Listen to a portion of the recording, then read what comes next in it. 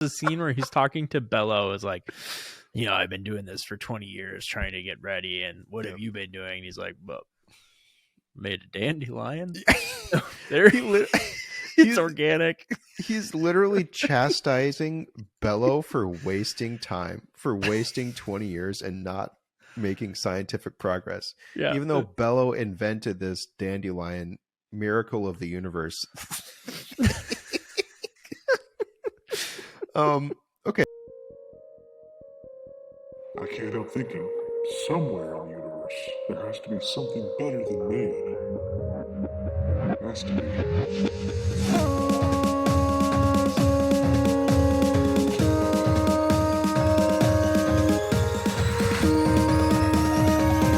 Ladies and gentlemen, welcome to Ascension To Ten.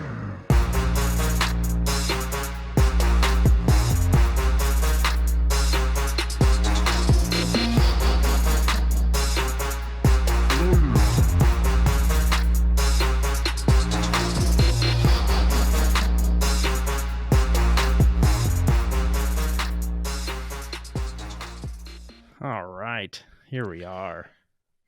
We're back for another one. Oh, feels good to be back. Yes, we're back on time. We made it on time last week. Yeah, which, I mean, Benny just cranked went it out. turbo. Yep. Yeah, it was tag team effort last week, despite the audio just being total shit cans. God. We potentially rectified the situation this week. We'll see. We're hardwired in. There is literally nothing we can change now to improve our setup. We really need to stop not having excuses anymore. It really sucks. Yep. So if it sucks, then we know it's if it sucks, it's just us. There's nothing else that can. Yeah. So what's popping? Hey, so I know we're not officially doing the Fat Face Challenge, but technically, I guess we are still doing the Fat Face Challenge because it doesn't end. It doesn't end till season 2, or are we starting it again in season? No, it doesn't end till season 2. Yeah, at season 2 premiere is when we're going to do our weigh-in, and the before and after pics. Right. Well, I've been doing like these workouts on the weekends. I have my daughter come in the basement and we do like lift some weights, and then she like tries to show me some new, workout, routines and stuff that, it's basically like throwing weights in the air and stuff. Nice. But yesterday, you got a coach. Yeah, I've got a coach. Yeah, but yesterday I was like doing some pretty standard, just put a dumbbell on the ground and then lift it up. And all of a sudden my calf, I just hear this pop. And I was like, well, that's not right. So it was like hurt. And then I was like, things aren't supposed to pop. Like, I know that. That's not good. But now it's fine. So I don't know if it was just, loosening up, something that was too tight. And I walked on it today and it seems fine. But it was a little scary to have something pop on you.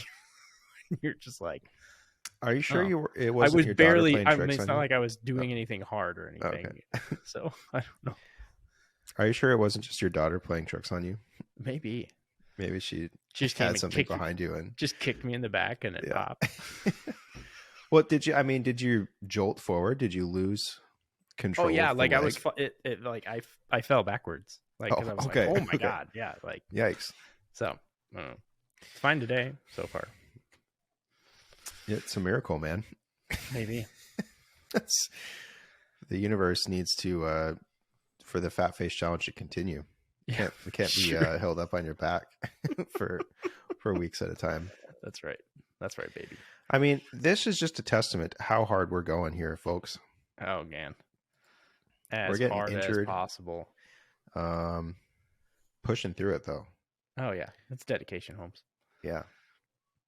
Well, yeah, I've been curious to hear about that because you mentioned the pop, and I needed to know more, but I didn't want to spoil it. Yeah, it's just it popped, hurt for like an hour, and then it went away. I don't know what that means medically or anything physiologically. It's a miracle. Just popped, and now it's fine so far. So I'm assuming it was a different type of pop than a joint, cracking your fingers, that kind of thing, or did it sound like that, or was it louder? Yeah, it sounded like like an audible pop from my calf, which was a very weird sound and sensation. Yikes! So, but we'll see. I don't know. That's maybe you have a redundant calf down there. You just double got calf. Double calf. I don't know. I don't know either. It's just got this funny thing. We need to get you in a lab and hook you up to some monitors and stuff and recreate the scenario so you can be studied. You're a medical specimen now. Modern miracle. I can pop muscles and then they just grow back within an hour. So yeah, some people are double jointed and they can do weird contortion-y type stuff. You can just rack your calf muscle and have it regrow. What if there was you had a number of those that you could do throughout your life? Just pop a muscle. Right. And then rip it would be fine, but know that if you exceeded the limit, then you just be totally screwed. No way to repair it at all, even with a cast or whatever they do for muscles. Yeah, that's your power. You get about 3 or 4 calf pops, and that's it. That funny is that kind of theory kind of reminds me of the movie that we reviewed this week a little bit. Like there's a finite number of pops or balls. Oh God. So I want to bring back a segment. Okay. It's been a minute though. I love segments. It's been a long time since we've had an FD, full disclosure. Oh yeah. I have a full disclosure for you in the audience. So I was tallying this up tonight. Between my wife and I, we have had a total of 9 different vehicles that required registration and license. Oh yeah. Right. Okay. So 5 cars and 4, like 2 scooters and 2 different motorcycles. Right. Okay. Taxes paid. On the new ones, but the fees and crap or whatever, license and registration or however the hell that goes. Yeah. Had lawful, non-expired license plates on all the vehicles. That's what I'm trying to get at. Good for you. Yeah, that's good. That spans the course of, we started driving when we were 14 or something, right? Yeah. So this spans 20 years. 20 years. That's crazy to think about. Yeah. 20. Well, yeah, about 21 years, 22 years. Yeah. Nuts. So at no point in time, so I every single time put the license plates on, get the license plate in the mail, pop it on, pop the old one off, pop the new one on, if or put the new tags on, right? Right. Make sure the surface is clean and pop that sucker on. I remember on my I don't know if it was the Monte Carlo or the Lumina, but just all those stickers that just kept piling up on top. Just keep piling. Because it was, I feel like it was twice a year we get a new sticker or something, or at least once. In South Dakota you have front and back, so you'd have 2 stickers. Yeah. So you'd stack them up. Plus what year was the Lumina? It was like 96, 97. Yeah. So 97. It was had a number of stickers number of renewals to go through. Right. Okay. So point being, I put on license plates, baby. That's not an issue. Right. But it wasn't until last week or so, or 2 weeks ago, that I realized, okay, this entire time I was under the certainty, rather, actually, that the state that you registered your vehicle in just sent you a new license plate or a new tag when it was due. You paid for it, and then they sent it to you, and then you just got it in the mail. It was automatic. When they redesigned it, you just got a new one, right? Yep. They sent it to you. I agree, right? 100%. I assume the same thing. So, and that's then an FD for both of us, I guess. Yeah. But then 2 weeks ago, I realized that my newest car has been expired. The license plate has been expired for 2 months, and I thought, well, that's strange. Why didn't the state send us a new one? And I was talking to Sarah about it, and she's like, well, we haven't paid for it yet. We haven't sent in the request to, fill it out and everything. And so I realized that I've never done that. That was an area of my life that I have zero experience in. I've never been the one to pay for or apply. I don't know if it's an application or what the hell it is. It's just something that I still don't know, but I know that she took care of it, and then we have a new license plate. You're saying the license plate expired, not just the tag? So this last year, Tennessee changed all their plates, and so I was one of the few driving around that had the old plate style on. Grandfather. And then Sarah had heard, I think on the news or something, that better get your license plate changed out because their cops are going to be after those old plates, because these new ones are blue and the other ones were kind of, I don't know, tan and green or something. Ugly. I don't know. Yeah, got it. But so my parents always took care of the cars when they were their responsibility, right? Right. Then Sarah took care of all the license plates when we got married, and I never realized that was something she did. It was just, I thought we just got tags in the mail. I thought you were talking about license plates. Well, both. Okay, I mean, I've never. Well, tags, I always know you have to renew every year, but yeah, but I didn't know that we had. Okay, yeah, but so I don't know anything, man. So it's a complete void in my knowledge for how things work.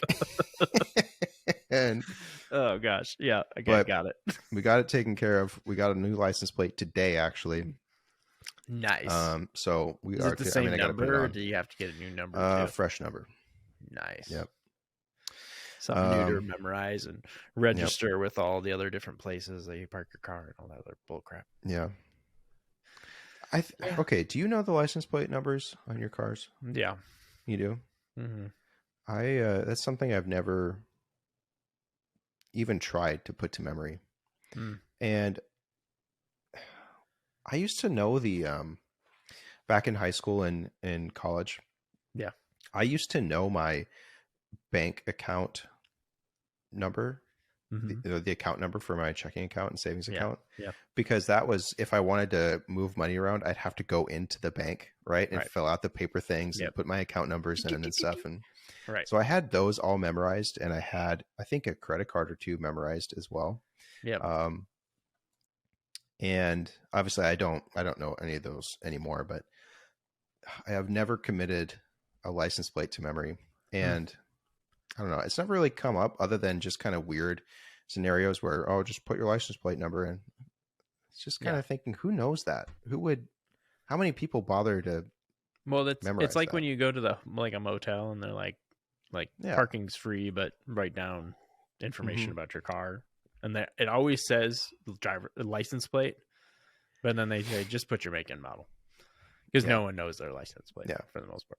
So, yeah. Well, that's a thank you for that, FD. That's great. Yeah. That's awesome. It reminds me of the parking stuff. Reminds me of. So I have a beef with my place of employment. I'm not going to say names or whatever, but okay. My beef is that the cost for employees to park their car at where I work, right? Yeah. And now if this was city owned parking areas, fine, whatever. I'm not paying work, right? Right.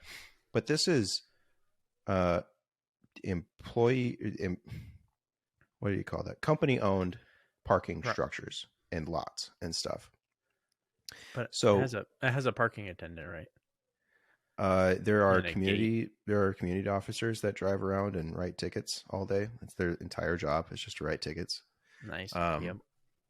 And I just think it's just, why should I pay work to go to work? Right? To not to go to work, to be at work, rather. Because it costs everybody money to go to work, right? Whether you commute or whatever. Even if you have a bike, you have to buy the bike and, maintain it and stuff. Right. So I'm not arguing about that. It costs money to go to work. Fine. Same for everybody. But why should work make money off of me for being at work? That's dumb. They have to pay the parking attendant guys. How can they justify the salary without any revenue? So make them redundant. I don't know. I don't know. Make a robot or something.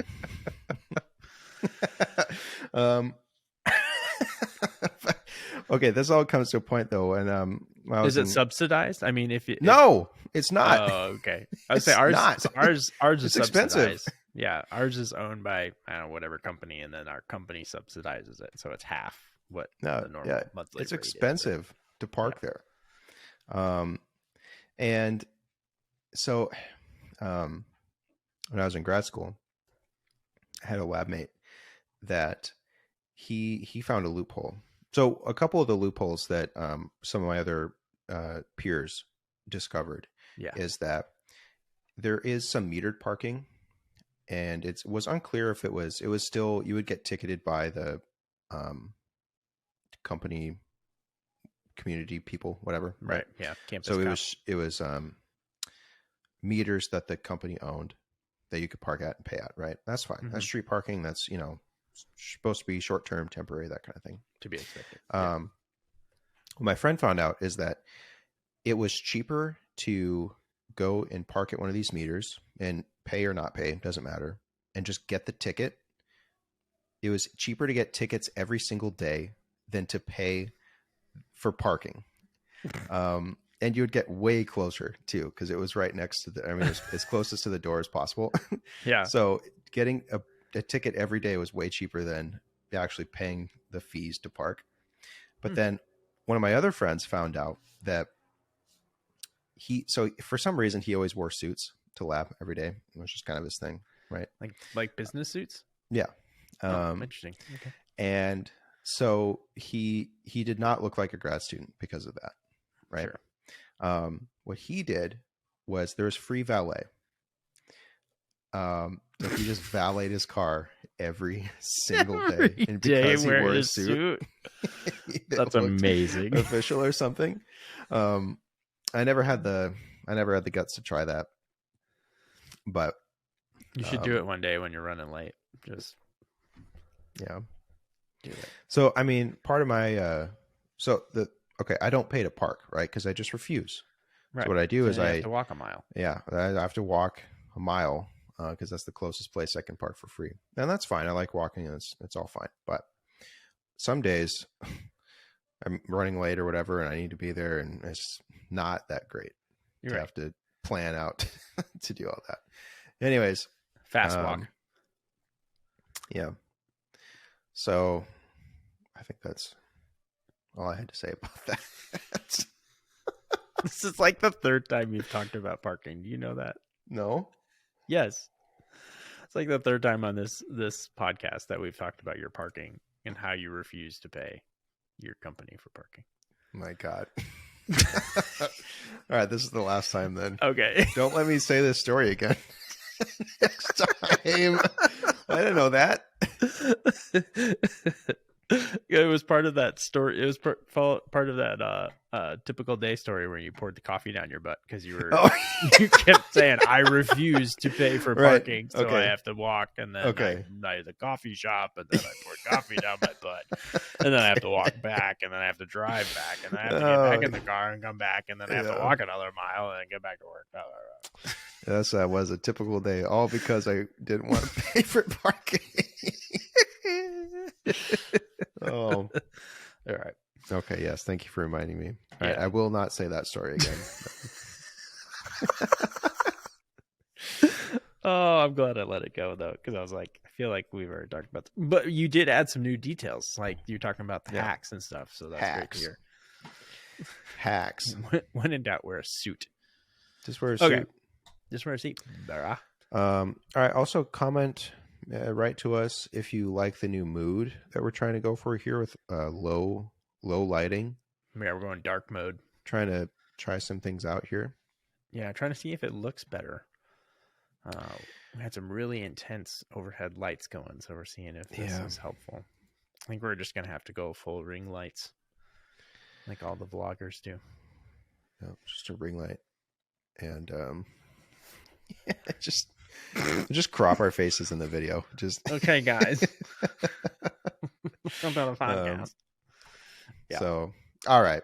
What are we? But yes, please email us at boys at Ascension to 10. Get us feedback, or you can also find us on our socials at Ascension 2 TEN, Instagram, Twitter, Facebook, and then on our YouTube page, Ascension to 10 Podcast.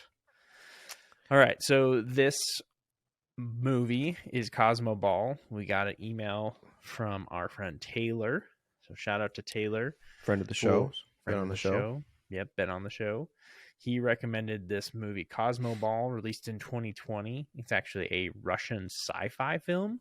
Came out during the pandemic, so the budget for the film was $20 million, but only made 1.4. No surprise there, because nobody went to the movie theaters back then. And there's no details on this movie. I don't think that surprises you, other than the Russian government just redacted all the information. It's just blacklisted. Right. That was I mean, I'm surprised that it's on Amazon. Yeah. And it's actually, it's on Amazon. It's on Tubi. There's like 4 different sites that it's on, and it's all free. Amazon's the only one that you can watch it without ads, but you have to have a Amazon Prime membership.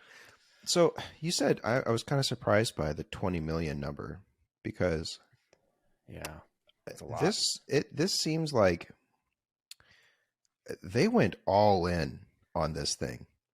I mean, it was, I gotta admit, man, I was more impressed with how well it was done than what I was expecting. Yeah, I mean, it's content aside, right? The way it looks and what they did was pretty cool, surprising. Because now I'm gonna say something that might sound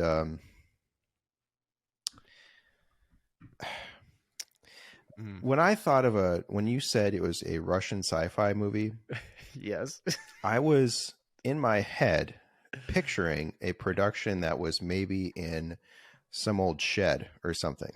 Right. Like it took place in a shed. That's what I thought. But no, this is like a Russian Star Wars Marvel movie. Yeah. They went all in on this thing. Yeah. They really did. So yeah, I didn't want to, I don't know even what the word would be, but so the one thing that Taylor mentioned in his email is the best part of it was make sure that you watch it with subtitles on, because this whole movie's dubbed in in English, and then there's subtitles under it, and there's like 400 times where what they say wrong. And what is in the subtitles does not connect in any way. Yeah. Okay. So I wrote down an example. Yeah. At one point, one of the characters says "idiot," and the subtitle was "clever boy." Yes. During that. So yes, that did add to the entertainment, because it was like watching 2 different things. It was like it was kind of 3 different things. It was what they were acting, right? Yeah. And obviously you didn't hear the Russian, you heard the English, but it didn't even come close to matching their lips, which makes sense, right? Because they're not. Yeah. So that all makes sense. Yep.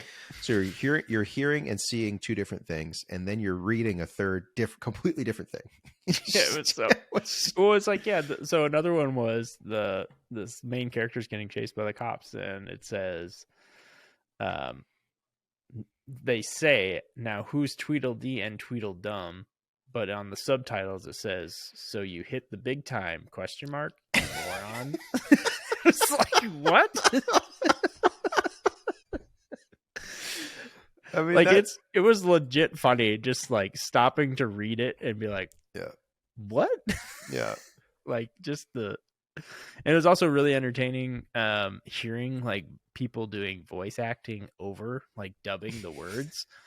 There's a part where like there's giants and it just sounds like somebody doing a giant voice. Like yeah, it's totally fee-fi, fo-fum. Yeah. Hi, puny.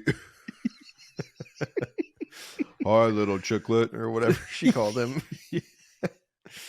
Don't get sucked into my belly button.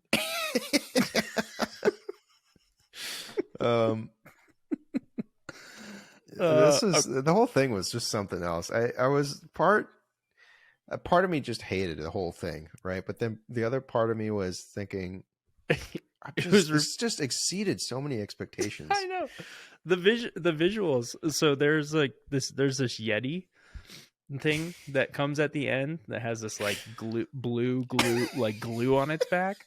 It was total gack. It looked like gack on the back of it, but it was all it was amazing. It looked so cool.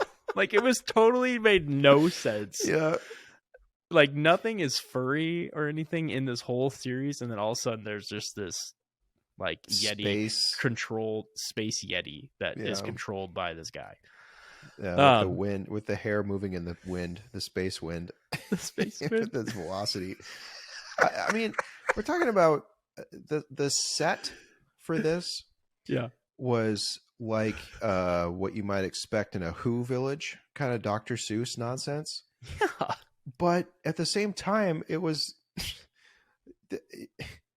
Again, I was expecting a backyard shed, and this was full on studio.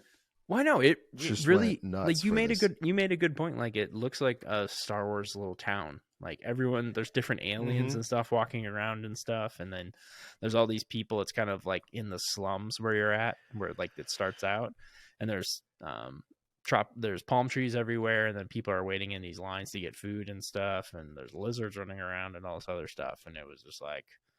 Is this a Russian movie? At first I thought it was literally in English, and then it kind of catches up. I was like, oh wait, no, this is completely dubbed, and then it goes from there. And then then half of it's animated, right? Because all the characters, half the characters are animated, and it's kind of like it was kind of like Hunger Games meets Rollerball meets Star Wars. There was like a lot of they stole a lot of things. Like Marvel. Let me do the synopsis quick, and then we can keep going in before we get too far. All right, here we go. In the aftermath of a galactic war, the moon is destroyed. The climates of worldwide have changed. In this dystopian future, a game called Cosmo Ball has developed where different planets from all over the galaxy come to Earth to face off. This game takes place in a giant dandelion ship, and the only one person on the planet hates Cosmo Ball, Anton. He doesn't understand it, and he only cares about getting food for his mom. It turns out he's the greatest player ever, and he doesn't even know because his mom was pregnant with him. Cherno fired a proto-molecule into her, and his son has extraordinary powers. It follows Anton sulking for not liking Cosmo Ball. Then he has to play it, and then he pouts, and then the dandelion gets destroyed, and all the aliens come together to stop the evil yeti that appears. And Anton becomes a hero. Oh, and he's terrified of women and lizards. Anton's the main character in this. Anton is he's a bit of a anti-hero. He's someone that you just can't stand to root for. No. Like he wins despite the fact that no one wants him. Like there's this element where like he's afraid of lizards, and it's like one of the first scenes that happens. Like a lizard gets on him and he freaks out. And then you find out later on that this girl that is the daughter of this evil Cherno guy that's creating all this chaos, but he's locked up. But somehow she can still talk to him in this weird teleportation thing. Yeah. But she's literally like, I just kept putting lizards next to you as you were growing up, so you'd be afraid of lizards. It was like, What? I know you more than you know yourself and anyone else knows you. Remember those lizards? That was me. Because the whole time, the lizard thing was just an unexplained, just random element of his character. Yeah. And it really did seem like it was going to go nowhere. Totally. And it basically kind of did. Right. Anyways, but okay. So the movie starts out with this voiceover narration of the history of the universe, right? Basically. Yeah. Battle of good and evil and whatnot, and terrorize the whole universal space-time continuum, basically, until finally it was between the good aspect was this Bello character, and then the bad guy was Cherno. And it really reminded me of our middle school he-she stories. Oh, it was just because the narration was like, and then Cherno turned on Bello, but Bello didn't know Cherno was Bello. and it was this whole thing where it was in this kind of comic book style. Yeah. Like kind of punches come and then it freezes and then another punch. And so it just kept getting more convoluted and stuff that is like Cherno was, originally bad, and then he went on this pilgrimage or whatever. He was going through the universe and then crash landed on the moon, which blew it up, and then he crash landed on Earth, and this populated that he had no idea what time at point in human history this happened. And it's only 50 years from now. I think it's 20 years. 20 years from now. Right? Okay. Yeah. Yeah. But okay. So they say that at one point it just starts to converge on the fact that Cherno just crash lands into the moon and blows it up.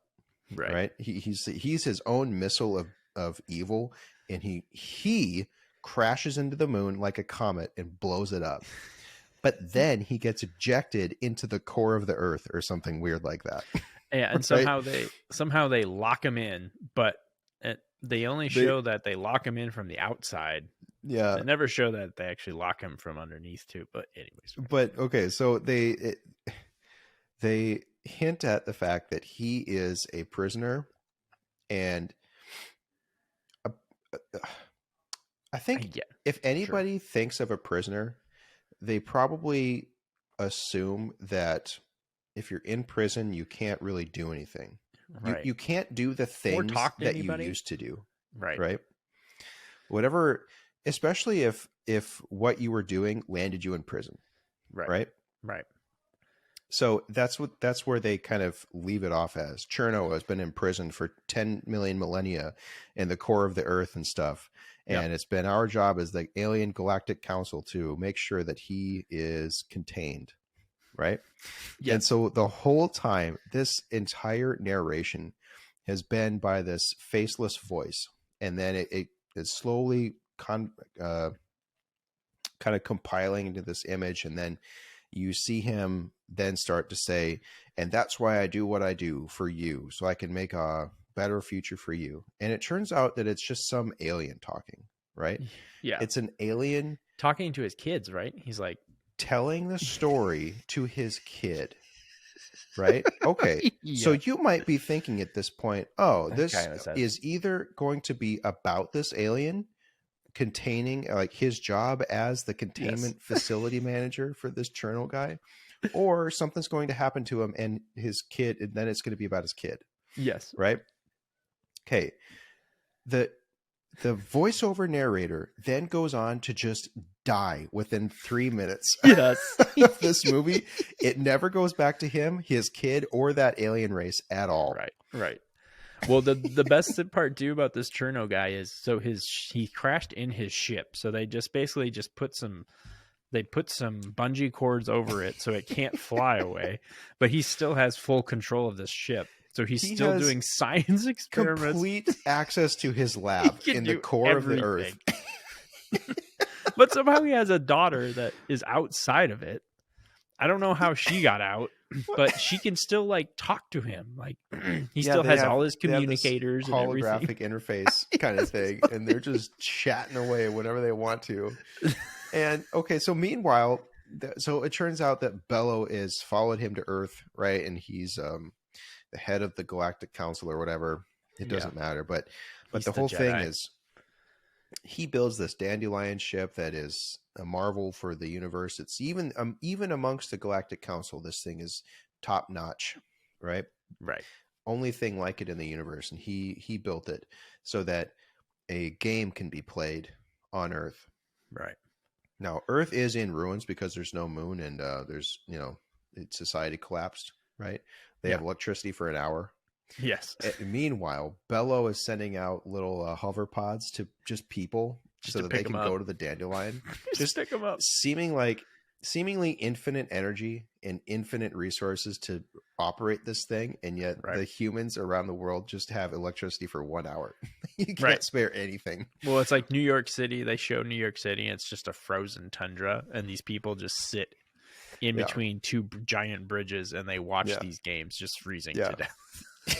In Cosmo Ball. And so for the first hour or so, it seems like there's two different stories going on. There's this galactic war, and then there's just Cosmo Ball. Well, there's also just poor Anton. Then there's Anton. But okay, so a good amount of runtime for the first act is basically the first game of Cosmo Ball that you see, and it's an entire game. Full on Cosmo Ball. It's literally it's like, so they kick the ball to a here's the best part. Okay, so they kick a ball 5 times towards a goal, and then once it hits this thing 5 times, then the goal opens, and then once the ball goes through that, they get a real goal. Yeah. So it's like tennis, right? So it's points up, and then you get a full point if you beat them. And then, but the whole time, the Earth only has 3 players. Every other world or planet has 4 players, but Earth has 3. They have not been able to find their 4th person this entire time, and then miraculously they're in like the semifinals with 3 players versus 4. So one of the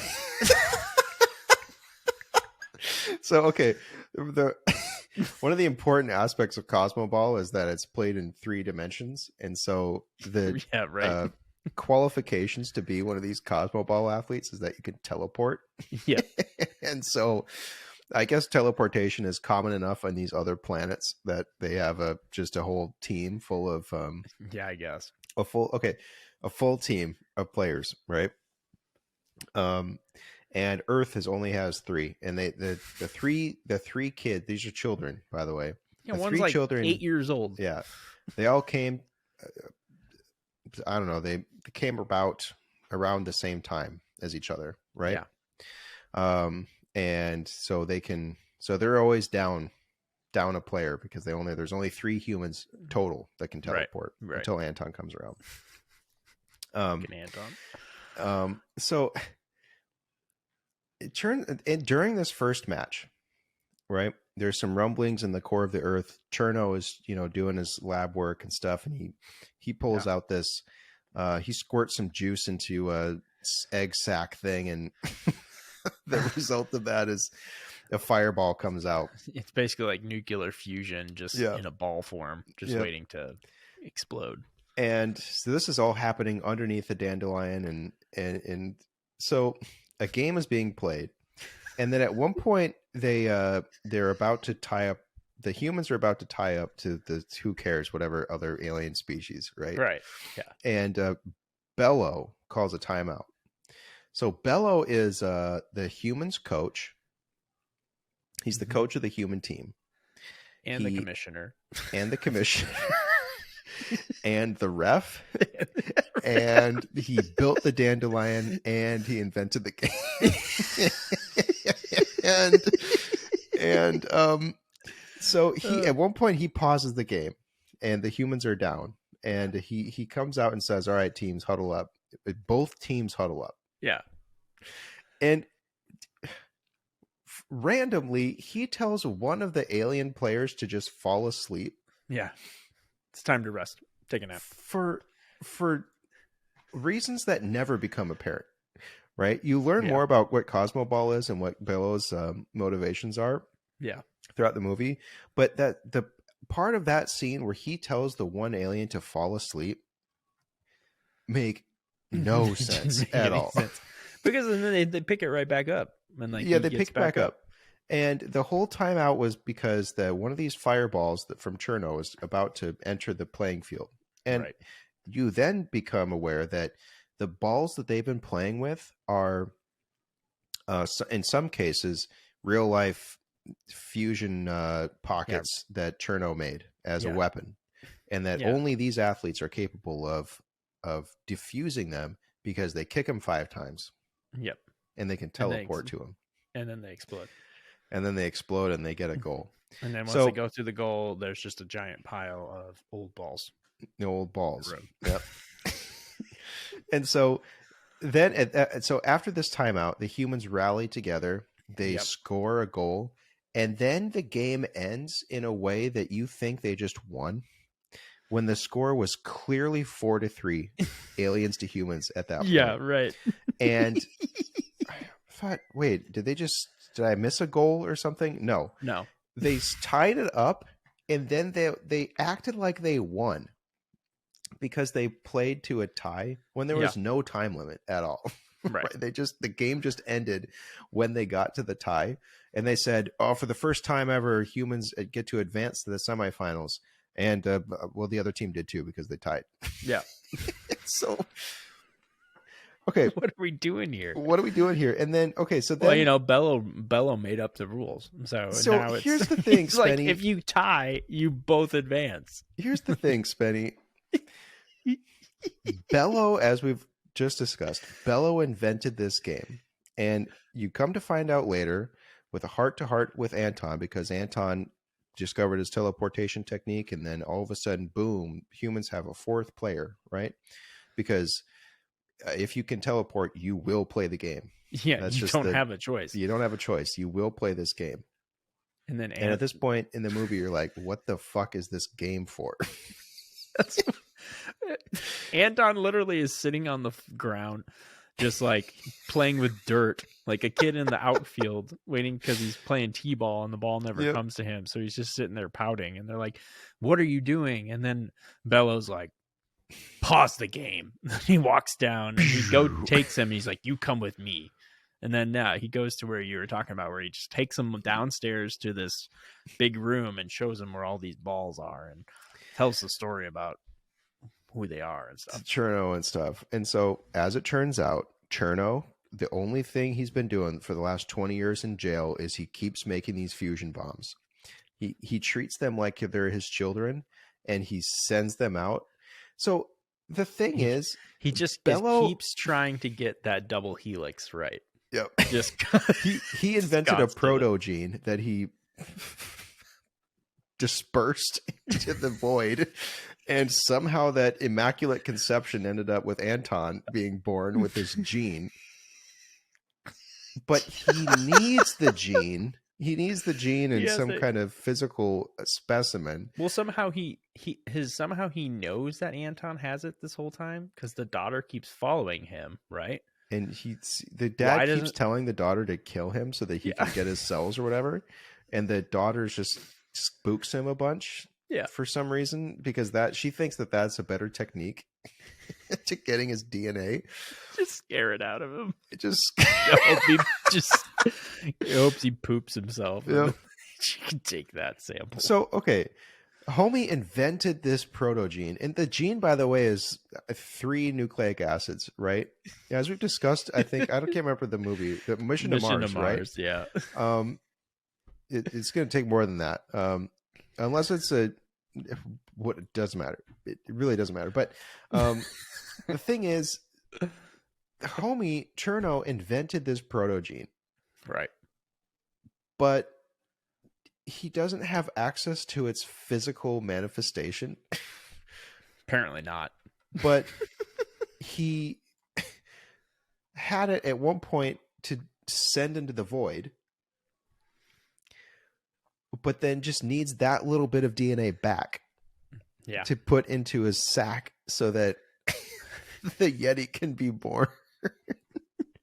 And meanwhile, he has these nuclear bombs that he just has in another sack, unrelated to the Yeti thing. Not at all.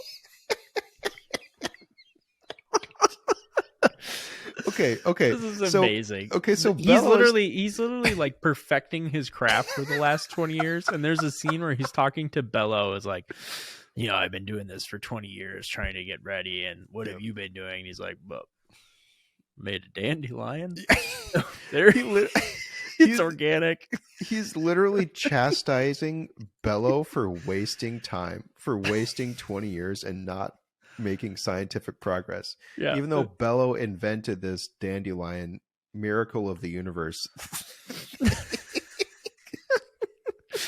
Okay. So the thing is, Bello explains to Anton, there's this guy down there, Cherno, the devil, right? Yeah. He wants to destroy the universe, make it new, blah, blah, blah. We've heard that before. The way he's doing it is he has these little tiny fireballs that he sends up. Mm-hmm. And what we do is we capture them. And if someone kicks them 5 times, these plasma orbs, if you kick it 5 times, it turns to just kind of a diamond thing. Duh. So, but you have to teleport. That's key. So that's why you're so important, because you can teleport and you can kick this ball. So what I did is that I made a game out of similar looking fireball orbs, but they're just holograms. And so if any one of these fireballs escapes the confines of the dandelion, the whole world blows up. So, but I did make a game out of this, and it's been to ease the tensions around here, because humans are kind of a bit annoyed by the fact that they don't have any electricity or water or anything. And so I made up this game, right? And also there is that guy down there in the core of the earth that continuously sending these up, but we're not going to worry about that. He probably isn't doing anything else, but we don't know because we haven't checked. But and so, okay, Spenny, this homie invents this game called Cosmo Ball, right? Yes. He makes it up so that he can fool the humans. Yeah. That's the whole point. And he tells Anton that. And so you might be asking yourself at this point, well, if he made up the game to have these athletes that can teleport around, kick a ball, and there's only 3 humans that can do that, why would he have the rules of the game be 4 players play this game? Why not just have it be a 3-player game? Well, maybe he made up the rules. Well, maybe he knew that he needed Anton, but he had to wait for him to show himself. Maybe he was on the same wavelength as Cherno, and the fact that Bello has somehow developed this dandelion that can detect anything entering it that is a foreign object, but then Anton can bring one thing in and bring the whole thing down, which I never quite understood that aspect. Was it because of the proto gene, or was it just happened to be disguised as a normal plant, and it turned out to be it was a virus, poisonous plant that Anton decides to just squeeze out the guts and these purple guts onto the ground, and just attacks the whole dandelion. I don't know. So he does this because he's being a bit petulant at this point. The night before, he discovers he can teleport, and then all of a sudden, the human players are in his room, in his house, talking to his mom and stuff. And he says, what's up? These are the most famous people on the planet. He walks in, they're in his room. Yeah, but he also is like, I don't want to play. Oh yeah, like would you guys don't do anything for me? My mom's sick, and you guys aren't going to do anything about it. And literally, like the next time, they're like, oh well, we'll just talk to the council and we'll get the medical care that she needs. Yeah, and they come back and start healing his mom before the game, and then the game starts, and he's still like, you guys aren't going to help my mom, blah blah blah. And they're like, look. She's already better. Like, look, she had all these tattoos and stuff all over her, and they're going away. And they're like, what are you talking about? Like, we showed you we were doing the therapy or whatever it was. And he's like, you guys aren't going to help me. You're not helping my mom. Yeah. I've been waiting 20 years for this. The kid's like 16. I've been waiting 20 years for this. But it was a little bit weird. I don't know if it was literally lost in translation or something, either the dub or the or the captions, because he's in the dandelion for the first time training, right? And this is a training montage like no other, because he goes from he's teleporting, like he, every time he sees a little pretty girl or something, he's teleporting as a quick little kind of thing. And then they just thrust him into this training facility, doesn't know what to do because no one's told him how to do it. And they're just, okay, you're ready. He kicks one ball once, and the Bello's like, he's ready. Let's see what he can do tomorrow. We got the semifinals. Yeah, we'll send him up in the semifinals. One day of training. Now you're ready. But okay, so this is the part that was maybe lost in translation, because he's all jazzed now, right? He knows how to teleport. He can somewhat control it, and he's kicked a ball. He's high on Cosmo Ball now, right? Yeah. And Bello pulls aside their captain, whatever her name was, and Natasha. And he's mumbling to her as they walk into the Galactic Council meeting about curing his mom. Yeah. He says, now he's kind of mumbling because he's walking away from Anton, right? And he's like, yeah, we're not going to be able to save his mom. Yeah. And Bello is saying that prior to the council meeting even happening. Yeah. Where the council says, no, we're not going to cure her because of the intergalactic code on pissant societies, not giving access to our technology. And then Bello says, okay, yeah, I am going to do it anyways. I'm kind of the leader here. I will do it anyways. So follow this chain of events. Bello shows up at Anton's house, says, hey, congrats. You're the fourth player. You can teleport, so you are the fourth player. There's not really a discussion here. And Anton game over, says, buddy. No. And Bello says, well, we can cure your mom. That's kind of no big deal. I mean, we do have a law against this, but we'll bend it for you. Yeah, we'll bend it for you. So it's all good, buddy. So he agrees. Gets a millisecond of training. Bello says, basically shouts, we can't save his mom to Natasha. And then the council says, hears it. This is unconventional, but I'm going to do it anyways. Yeah. He basically tells the council, they're like, we don't think you should do this. He says, well, I'm doing it. I'm doing it. So total opposite of what he was just saying to Natasha. Also, he tells Anton, don't worry about it. Within earshot, he says, we're not going to save his mom, the idiot. On the way to a meeting where that discussion hasn't happened yet. In which case, he decided to cure her anyways. So they then take Anton to the mom, give her the theta rays or whatever to cure her. He sees this happening. Literally, he's in the room watching it. And he's like, you guys aren't helping my mom. And then he goes to the semifinals. He's all jazzed and stuff. Goes in. Action stance. Like he's ever done that before, right? How the fuck would he know what to do? They didn't train as a team, and he's never watched it. He just watches them. He's like, oh, yeah, okay. He forms a stance, And then he just sits on the ground like a kid, just pouting.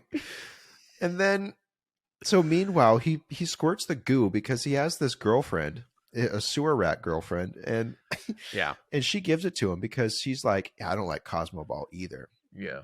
If you squirt this in the dandelion, this is a flower killer, and it will kill that flower. And Danton says, no more Cosmo. You know Ball. what? I don't like Cosmo Ball either because they're not helping my mom. They did I literally just left my room where by the way, that the apartment that they shared, the mom and the son, is a room, right? Right. It's a room with like a curtain that separates like two sections. Yeah. And the cat Natasha is actively giving the mom the proton therapy or whatever. Yeah. And just completely oblivious to him just leaving the room. And he leaves to go to the sewers. Complains about, I don't know why he goes there, but he goes there. Oh, it's because some like pig-nosed kid pops up in the window, right? Oh yeah, because she said she likes him or something. Yeah, or, Tanya, or Anya, or whatever her name is. And, actually, it says, I think he says like she called for you, but in the subtitles it says she's a looker or something like that. And you're like, what? Yeah, so whatever. He gets the flower goo and squirts it and then goes to the game, and then the whole thing was just what I can't understand is why would Bello say we're not going to help his mom? Why would he say that at all? Unless that's part, I think that there was some kind of translation issue there.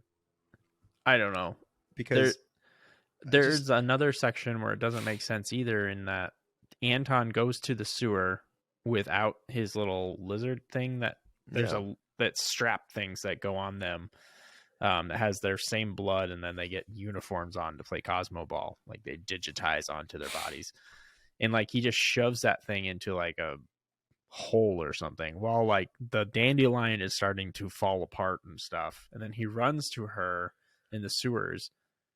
And she's like, you didn't do it or something. And he's like, no, I did. But, and then she's like, well, I'm just going to do this myself. And then she just takes a triple drill into his head.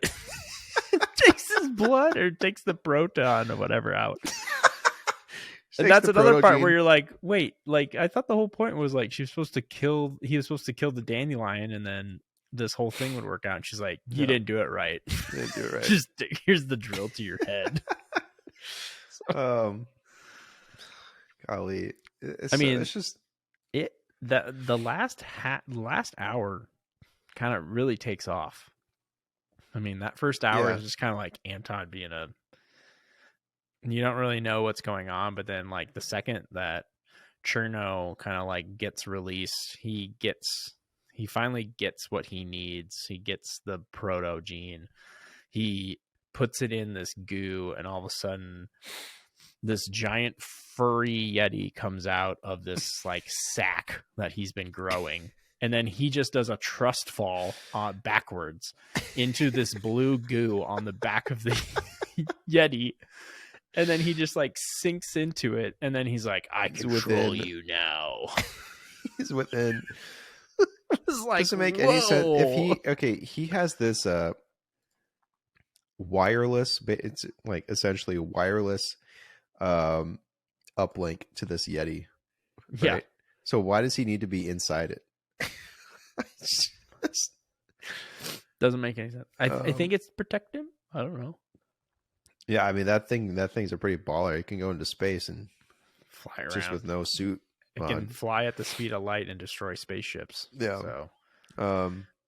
So all right. So it turns out that Cosmo Ball is more than what it seemed. And the other thing about Cosmo Ball, if we think about the practicality of what a Cosmo Ball season might look like, must be endless, right? Because Homie in the center of the Earth is just constantly sending up these fusion plasma balls. They did a great job of not giving you any details on Cosmo Ball other than the fact of like they played this game because but here's the thing. They show so as it turns out that the athletes they're all in on it, right? So they know that it's just a front, and they're basically training on how to. So the points to them don't matter because they're all friends and they're all, on the same team for stopping Cherno. Yeah. But they act like it's a game. And there's 4 teams. There's 3 alien teams and the human team. That's all you need. And it's, if you think about what the humans are watching every single day, do the aliens play each other with no humans? Do the humans play every single game? Always down a player? It's one of the stupidest little pieces of this whole movie. Do they play on other planets? Every single alien race has to be played on Earth. It sure hell seems like it has to be on Earth because they ship them in. Yep. So anyway, so at one point the Cherno breaks loose and he's raining hellfire down on the Earth, literally, because he wants to blow it up or for some reason. It's not clear why he hates the Earth, because he's talking about wanting to destroy the universe. Mm-hmm. And the Earth to him is important for some reason. I guess. I don't know. He's got to start at Earth, destroying it first. On his path to check mark the rest of the universe. Yeah. There's a part when Cherno gets out and everyone's all these athletes are getting ready to fight and stuff. And it cuts to Anton at his mom's house, or he in his mom's house pouting. And his mom just says, "Don't leave home without a snack." Yep. And that's when he just realizes that he messed up, and he tries to go and help him. Well, first his robot died because it gave its own blood to after he got triple drilled. Yeah. So to fix the robot, Anton put on a basil leaf on his robotic arm and wrapped it in some twine. He really is a kid. Yeah. That's kids playing doctor kind of thing. Oh my gosh. And awesome. So at one point there, it looked like Earth is just doomed, right? And so people are taken to what I think it's the subway or something, like this bomb shelter, but I mean, it's unused because there's no power, right? So it's just this derelict thing like everything else. And Cherno is just churning out ball after ball after ball. It's all of a sudden it looks like American Gladiators with the tennis balls. They are just and these athletes are just floating up in the sky, just kicking them. So one thing I noticed in the background of the people that were flooding this subway is half of them are bringing down possessions or for some reason. This is like Mad Max level. They have nothing, right? This is post-apocalyptic wasteland that civilization's barely held on. The only thing holding civilization together is fucking Cosmo Ball, right? Yeah, right. Every day at 3 p.m. or whatever. And so some people are bringing down possessions and they're all in fucking rags and stuff. And what I noticed in the background is that there were 2 people pushing in plants, like house ferns, on carts as the last thing they grabbed. They brought down a fern into the bomb shelter to have when they got out, I guess. I don't know. In the dark with no water. Trying to create oxygen, There's a lot of people down there, not a lot of air. Sure. So trying to reproduce. No sunlight though, but no sunlight, no water. Yeah. Sweet. Anyways, what else is there to say other than I mean, visually this is the part where there was some really cool stuff. At one point the Yeti is completely surrounded by 10,000 spaceships and it makes a globe form and you're like, oh man, this is it. And then he just turns in light speed and just we see the alien again, or one that looks just like the narrator in this. He's on a ship and he's ready to we're gonna destroy him, and then he gets killed too. Yeah. And these balls are actually called, what are they called? Wave eaters. Yeah. They just keep firing off, and then finally Anton shows up, and he somehow his little lizard guy has come back to life and puts the suit back on, and then he's flying up in the air hitting these balls, and then he learns that he can just let them hit him and he absorbs them. So he's just absorbing all these powers, all these balls, and then they go and have this epic battle between Bello and Cherno. And Bello, by the way, his final form, he looked like a human the whole time, and then his final form was to look somewhat like a Cherno, like a white Cherno. And his powers were to just throw some snowballs. That was his final powers, to throw some snowballs. And that's why Cherno was so pissed. Like, what have you been working on? Yeah, I know. 20 years. Are you kidding me? Are you kidding me? This is the only thing you've done? He was a stickler for progress. Yeah, he was. He was really upset about that. Meanwhile, his daughter had these seeds, right? She apparently grew those dandelion killing seeds, right? Yeah. She Dad wasn't smarter doing that. one of So it was weird I was trying to figure out. So Cherno was the creation of Bello. Bello was his creator, right? So it's kind of like the apprentice became the, what's the word I'm looking for? Completely blanking. But anyways, yeah. Yeah. The student became the master. Is that Yeah, what you're trying to say? Trying to get. I could not think of the word.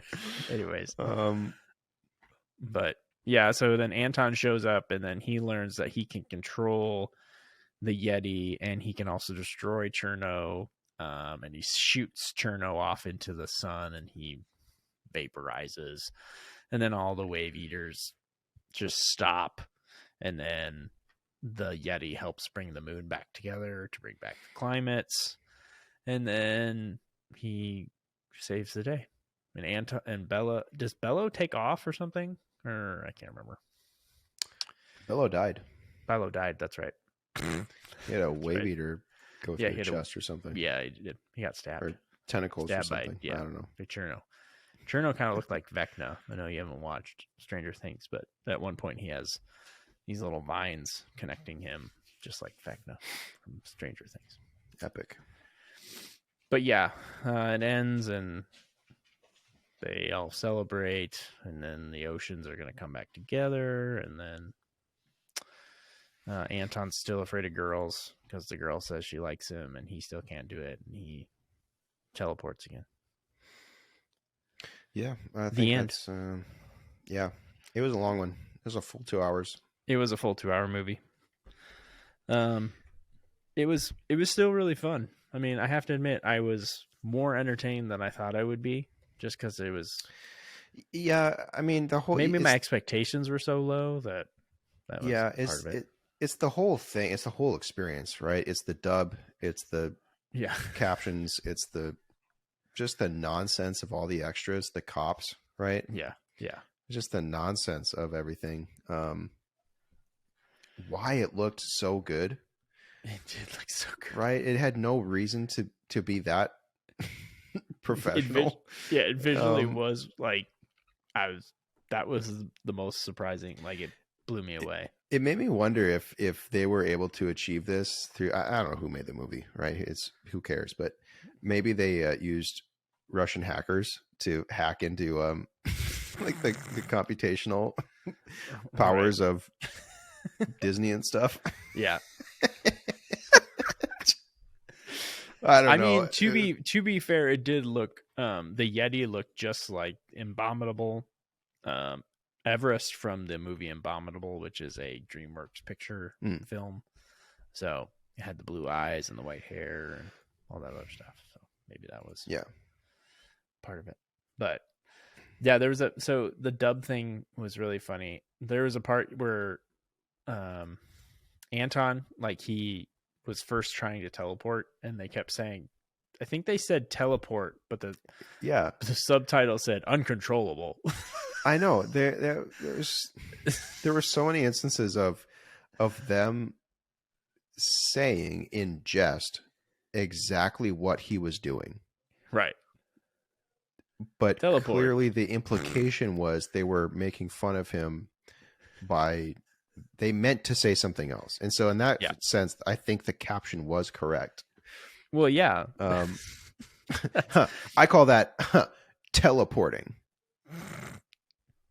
That's what he was doing, homie. I mean, what? At one point they said, "Oh, so you're the fourth player. You can be the goalkeeper. We've never had one of those. So if you're the goalkeeper, you can use your hands and kick it 5 times in a row." Yep. Yeah. It was like, wait, that was one continuous thought or stream of words. Like, oh, as the goalie, you can use your hands and kick it 5 times in a row. Well, yeah, that's one of the. So the line that I was trying to think of was like, there's these giants, and one of them picks up Anton, and they're huge, and they have these giant boobs, and he's like, "Oh, you're big," and they're like, "Don't run into my belly button." Got it. But then the subtitle said, "Don't prop on my phallus, baby."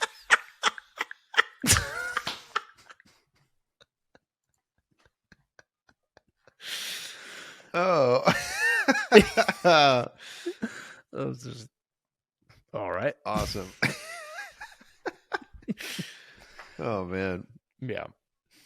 I mean, I don't know if it was either native Russian speakers translating to English or native English speakers translating from Russian. But I don't know. Top notch. I don't know. I mean, this movie, I feel like would probably have been a lot less enjoyable if we were have Russian with subtitles. Totally. I don't think it would have been as funny. It would have been as funny, and we wouldn't have enjoyed it. So definitely glad we did that. All right. Well, this is the Ascension to 10 podcast. We rate on a 11-point scale. Ascension being the worst thing you've ever seen, and 10 being the best. Jad, have you come up with a number for this movie? All things being said, it is about the experience of watching this and reading it and hearing it. Yep. I gave this a 3.6, which for me is pretty high praise. That's high praise. I gave it a 4.4. So very nice. We're circling the same watering hole.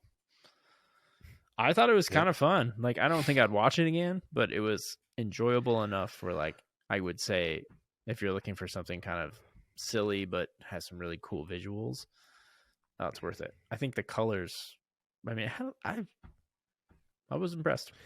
Yeah. I think my score reflects the expectations that were exceeded for me. Yeah. I mean, I was happy to have it just be done.